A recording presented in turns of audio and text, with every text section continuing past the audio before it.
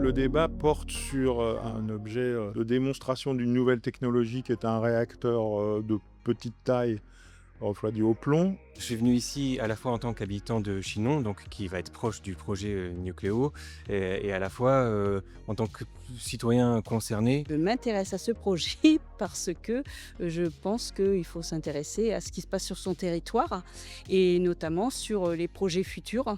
Le principe, ça va être d'échanger. Il va y avoir un animateur par table qui va faire la synthèse des remarques, les questions que vous posez. Ce soir, je ne m'attendais pas à ça, je ne m'attendais pas à des ateliers, mais bon, pourquoi pas, hein, pour discuter avec les gens et puis peut-être ouvrir le dialogue dans une formule positive, quoi. Je trouve ça super intéressant, hein.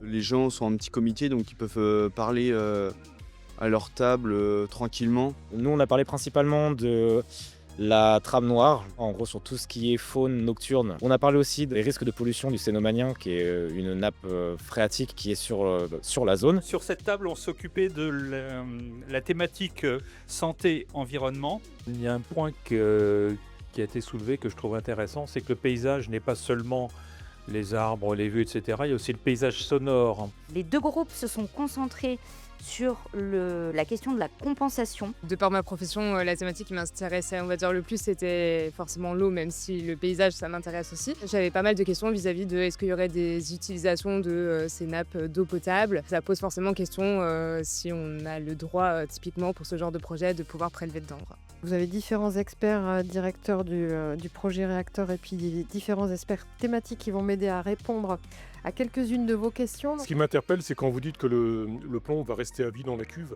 Vous avez parlé beaucoup de maîtres d'œuvre et je voulais savoir quelle était la personne qui envisageait de construire toutes ces parties en béton. Par contre, c'est à chaque fois des questions assez complexes et donc le temps est relativement limité. Donc j'imagine qu'il y a des gens qui repartent avec beaucoup de frustration. On est obligé de se poser la question, on est obligé d'être présent, on est obligé de savoir, d'être présent pour sinon empêcher le projet, parce qu'on n'a pas une opposition de principe, mais au moins augmenter le niveau de garantie. Les cartes ne sont pas jouées, hein. Même si la communauté de communes a acheté les terres, ça ne veut pas dire que tout sera validé. Voilà.